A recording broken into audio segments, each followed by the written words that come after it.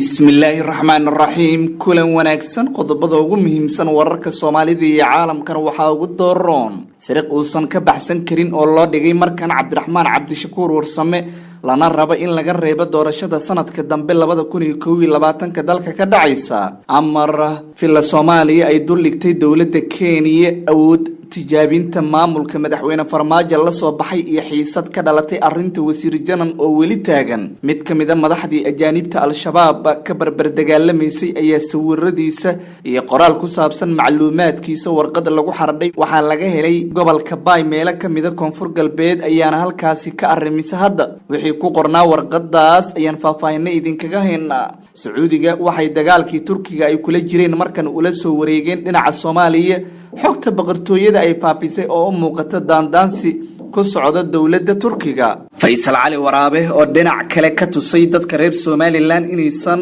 qaadan raaligelintii madaxweyne Farmaajo ka soo yeertay Khamiistii maalin ka hor Cali Guudlaawe oo ugu dambeyn loo heshiiyay si mar kale Hirshabeelle uusan xukunka ugu soo laaban iyo madaxweyne Waare oo guddiisa seefta ay dul saaran tahay shirar ka socda magaalooyinka Beledweyne iyo Jowhar doorka filla Soomaaliya ee arintan ku leedahay iyo xogo kale ayaan idin haynaa amar uu bixiyay gudoomiye Cumar Filish oo maanta warbaahinta laga shaaciyay iyo jawaab la siiyay mas'uul xilka haya dawladda Soomaaliya oo eedeyn dhawaan soo jeediyay qodobka dibaddana waxa ugu dooron toddoba ka tirsan maleeshiyaadka dawladda ka soo horjeeda oo duqeyn diyaaradeed lagu dilay dalka Afghanistan u diyaar garooba qodobadaas oo faahfaahsan hadduu Ilaahay raalli ka noqdo waxay ku beegan tahay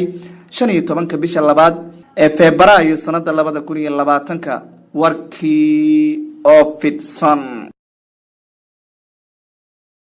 sida ay sheegeen dad ku sugan degmada Diinsoor ee gobolka Bay waxa halkaasi lagu daadiyay oo dadku ay ku waabariisteen maanta gelinkii hore warqado aan la ogeyn cid soo daabacday waxa ku qornaa warqadahaas oo lagu dhajiyay sawirka amiir ka tirsan ururka al-shabaab isla markaana u dhashay dalka Mareykanka kaasoo magaciisa la yiraahdo Jihaad Sirwan Mustafa dadka deegaanku waxay sheegeen in sidoo kale halkaas ay warqaduhu ahaayeen kuwo dhowr xaba ah oo habeennimadii xalay inta ay jiifeen lagu daadiyay sida ay maleynayaan dadka ayaa la weydiiyay warqadana sida ku cadeed loogu muujiyay inay soo sheegaan meesha ay ku arkaan ama xogtiisa ninkaas kadibna ay qaadan doonaan lacag gaaraysa 5 milyan oo dollarka Mareykanka oo abaalmarin ahaan loo siin doono warqadaas waxa ay ku qorneed afka Soomaaliga iyadoona qaybta dambe lambaro lagu qoray in ay dadka hadii ay arkaan ninkaasi ay la soo xiriiraan lama garanayo cidda daadisay warqadahan mana jirto war ka soo baxay laamaha amniga ee gobolka Bay iyo taliska ciidanka militariga ee ku sugan gobolada Bay iyo Bakool hore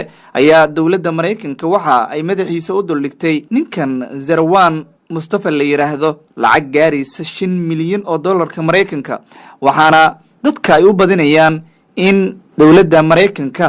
iyo xulafadeeda ay ka dambeeyaan warqadaha lagu daadiyay afka Soomaaliga lagu qoray degmada Diinsoor oo kamid ah deegaanada maamulka koonfur galbeed Soomaaliya meelaha ay xukunto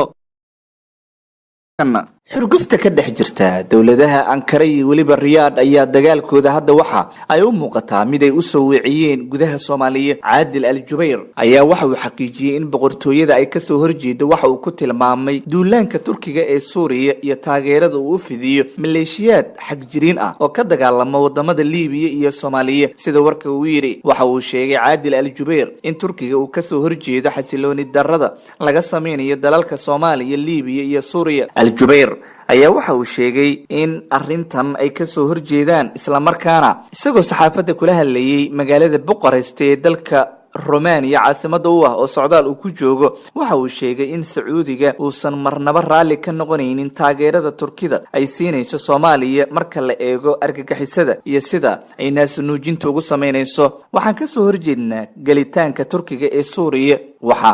aan diidanahay taageerada ee Turkiga siinayaan maleeshiyaadka Soomaaliya Syria iyo kuwa Liibiya ayuu yiri dawladda Sacuudiga ayaa sheegtay in Turkiga uu doonayo inay xasilooni darro ka abuurto caalamka oo dhan isla markaana uu taageero u fidinayo maleeshiyaad hubaysan oo dawladaha ka soo horjeeda isla markaana xagjiriin ah loona baahan yahay il gaar ahaaneed arintaas lagu eego arinta dawladda Turkiga ilaa hadda ma jirto war ka soo baxay dhanka xukuumadda Ankara oo looga warcelinayo eedeyntan culus ee ka timid dawladda Sacuudi Carabiya hore waxa Imaaraadka iyo Qatar siyaabo kala duwan loogu eedeeyay inay taageero u muujiyaan kooxaha argagixisada ah ee Soomaaliya ka jira sida la sheegay. siyaasiga Faysal Cali Waraabe ayaa markii ugu horeysay waxa uu ka hadlay maalintii Khamiista warkii ka soo yeeray madaxweynaha Jamhuuriyadda Federaalka ee Soomaaliya Mudane Maxamed Cabdullaahi Farmaajo. waxa arintaas ay ku saabsaneyd raaligelin madaxweyne Farmaajo uu siiyay dadka gobolada waqooyi ka soo jeeda. hogaamiyaha xisbiga UCID ee Somaliland Faysal Cali Waraabe ayaa diiday raaligelinta iyo cudurdaarkii uu madaxweyne Farmaajo ka bixiyay xasuuqii dawladii kacaanka ay u geysatay gobolada waqooyi. waxaan u arkaa nin laablakac wada oo aan garanayn taariikhda dadka Somaliland iyo wixii la soo maray, ayuu sheegay Faysal Cali Waraabe. mar la weydiiyey siyaasigan sababta ay ku diidan yihiin raaligelinta dad uu isaga ka mid yahay, ayuu ku jawaabay wadahadalada Soomaaliya iyo Somaliland wuxuu u arkaa in ay tahay reer wax tirsanaya oo la raaligelinaya kaliya, maba u maleeyo in Somaliland ay dal ka go'ay Soomaaliya ay tahay. Farmaajo oo ka hadlay shirka garsoorka ee Soomaaliya isbuucii la soo dhaafay gabagabadiisii ayaa waxa uu jabhadihii la dagaalamay Siyaad Barre ku booriyay inay dhankooda raaligelin bixiyaan. hase ahaatee dadka ayaa ku kala duwan, waxaana ka mid ah shakhsiyaadka diiday warkaas Faysal Cali Waraabe oo si gaar ah u wajahay arintaas qaadacayna, walow ay dadka qaar iska indhatirayaan tacadiyada lagu eedeynayo jabhadahaas. Soomaaliya waa isku mid, ma kala maarmayso. waxaas ayuu akhriyaa, waxaas uu ku hadlay waa wax laga yaqyaqsado. SNM xaq u dirir bay ahayd, cid ay tacadi ku samaysay ma jirto, ayuu yidhi Master Waraabe. waxa uu warkiisa intaas ku daray wax aan jirin ayaan ka soo qaadnay tabashooyinka ka dhanka ah jabhadda SNM ee ka dhex jirtay gudaha Somaliland. bishii Julaay 2018 ayay ahayd markii madaxweyne Farmaajo iyo Faysal Waraabe ay ku kulmeen magaalada Brussels ee caasimadda dalka Belgiumka. waxaana xukuumadda talada haysa ee Somaliland aysan weli si furan kaga jawaabin hadalka madaxweyne Farmaajo, iyadoona arintaas ay ku soo aadayso xilli dhowaan magaalada Addis Ababa ay ku kulmeen madaxweyne Farmaajo iyo madaxweynaha Somaliland Muuse Biixi Cabdi. amar ka soo baxay gudoomiyaha gobolka Banaadir ahna duqa magaalada Muqdisho Cumar Maxamed Cumar Filish ayaa looga hadlay jawaab la siiyo mas'uul xil u haya dawladda Soomaaliya oo dhawaan eedeen u jeediyay mas'uuliin ka tirsan dawladda hoose ee Xamar. haddaba taliyaha ciidamada ilaalinta deegaanka Xamar Cabdinaasir Maxamuud Indhaqarshe ayaa shir jaraa'id uu maanta ku qabtay magaalada Muqdisho. waxa uu sheegay in loo baahan yahay ka fekeridda arintaas iyo sida looga baahan yahay shakhsiyaadka qaarkood ee caadaystay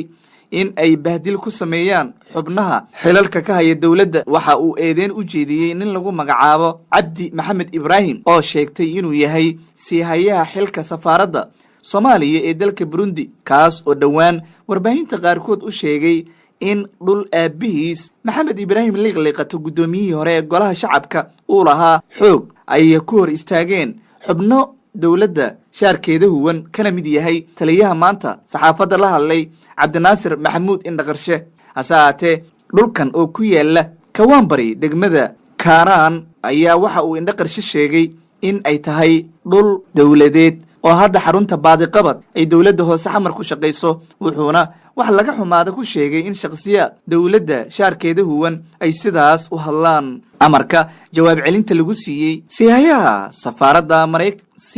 safaaradda Soomaaliya ee Burundi waxaa bixiyey gudoomiye Cumar Filish. waa tahay daawadayaal qeybaha dambe ayaan isla soo gaarnay. markana wasiirka wasaaradda amniga ee Soomaaliya Maxamed Abuukar Ducaale Islow oo ku sugan magaalada Dubai ee dalka isku taga Imaaraadka Carabta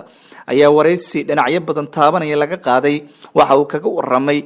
waxyaabo dhowr ah, waxaana ka mid ahaa arinta baxsashada wasiirkii amniga Jubbaland Cabdirashiid Xasan Cabdinuur Janan oo 28 bishii hore ka baxsaday xabsi uu ku xirnaa magaalada Muqdisho. wasiirka ayaa waxa uu sheegay in ay wixii qalad oo dhacay ay cashar ka baran doonaan oo aysan mar kale soo laaban doonin. wasiir Islow waxa uu hoosta ka xariiqay in aysan jirin waxyaabo dadka qaar ay isla dhaxmarayaan oo ah in loo fududeeyay wasiirka in uu ka baxsado magaalada Muqdisho, waxaana uu sheegay in baaritaano ay socdaan cidii ay ku cadaato arintaasna tallaabo laga qaadi doono. amar ayuu siiyey wasiirka amniga dalka Maxamed Abuukar Islow dowladda Kenya isagoona sheegay in xeerarka caalamiga iyadoo la eegayo iyo daris wanaagaba in ay dowladda Kenya soo gacan geliso inta ay soo qabatay wasiirka amniga Jubbaland Cabdirashiid Xasan Cabdinuur.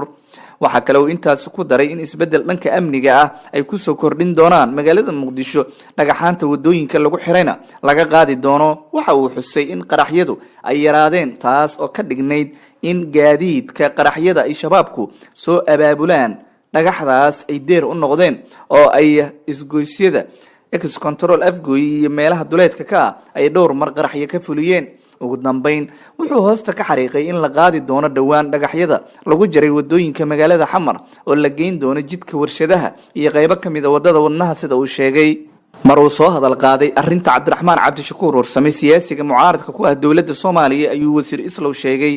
in dagaalkiisa uu yahay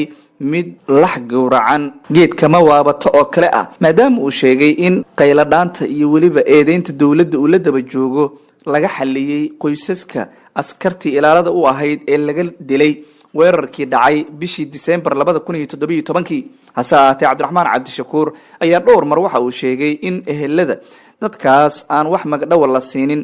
oo ay diyada dadkii la laayay ah. wuxuu sheegay in dhowr mar ay isku dayeen arrintaas xalka gaaris laga sameeyay laakiin wasiir Islow wuxuu ku eedeeyay Cabdiraxmaan Cabdishakuur mid dana siyaasadeed u arka inuu dowladda federaalka dagaal kula jiro kaliya. waayahay qodobka dibadda intaanu aadin aan ka hormariyo daawadayaal abaabul xoog leh ayaa ka jira magaalooyinka Beledweyne iyo waliba Jowhar waxaana la soo sheegay in banaanbaxyo lagaga soo horjeedo madaxda ugu sareysa Hirshabelle ay sidoo kale jiraan. dadka banaanbaxyada abaabulaya waxa ay sheegeen iyo shirarkaba inay u adkeysan waayeen wax qabad la'aanta madaxda Hirshabelle iyo fashilka ku yimid howlihii loo igmaday. waxa is hortaag lagu sameeyaa Cali Guudlaawe madaxweyne ku xigeenka Hirshabelle inuu soo laabto iyo waliba madaxweynaha maamulkaas Maxamed Cabdi Waare. dad ku sugan magaalada Jowhar waxay wararka maanta u sheegeen in arrintan ay muddooyinkii dambeba soo jiitamaysay iyagoo sheegay in siyaasiyiinta qaarkood ee beelaha Abgaali iyo waliba Xawaalle ay siyaabo kala duwan odayaashooda ula kulmeen si baa la yiri aysan u soo laaban xubnahan ku fashilmay hogaaminta dadka reer Hirshabelle. inkastoo Cali Guudlaawe uu dhaqaale badan ku bixinayo soo laabashadiisa haddana waa midka lagu tilmaamo inuu yahay madaxweynaha qarsoon ee Hirshabelle waxaana xitaa uu ka saameyn badan yahay marka la eego madaxweynaha maamulka Hirshabelle Maxamed Cabdi Waare. dad ku sugan Jowhar waxay sheegeen in markan geed dheer iyo mid gaaban loo korayo gaar ahaan siyaasiyiinta uu ka soo jeedo beesha Warsangeli Abgaal ay u tafaxiidanayaan sidii ay u hor istaagi lahaayeen Cali Guudlaawe. inkastoo beesha badankeed uu taageero ka haysto dhaqaalana uu ku kala furfurayo sida la sheegay gudoomiyihii hore ee gobolka Shabeellaha Dhexe haddana ah madaxweyne ku xigeenka maamulka Hirshabelle Cali Guudlaawe Xuseen. qodobka dibadda ayaan markana eegina inta la xaqiijiyay 7 qof ayaa dhintay oo lagu sheegay inay ahaayeen maleeshiyaad ka soo horjeeday dowladda Afghanistan. 2 ka tirsan hoggaanka kooxda Taliban ayaana la sheegay in ay ku jiraan shakhsiyaadka la dilay degmada Baharak ee gobolka Taqar dalka Afghanistan ku yaala ayaa weerarka laga fuliyay diyaaradaha duqeynta ka fuliyay dalkaas. waxa la sheegay inay ahaayeen kuwo howlgal bartilmaameedsan ku qaaday ciidamada waxaana afayeen u hadlay dowladda Afghanistan war saxaafadeed ee soo saartana ku daabacnaa Maxamed Javad Hijri uu sheegay in shakhsiyaadka la dilay ay ahaayeen kuwa ka tirsanaa unugyada Jalaal Siraat iyo waliba Aliyas Nasrat. hoggaanka kooxda Taliban weli kama aysan hadlin weerarkaas la sheegay in lagu dilay xubnaha ka tirsanaa maleeshiyaadka dowladda Afghanistan ka soo horjeeday. guud ahaan daawadayaal intaas ayaan ku soo gabagabeynaa wararka Soomaalida iyo caalamka.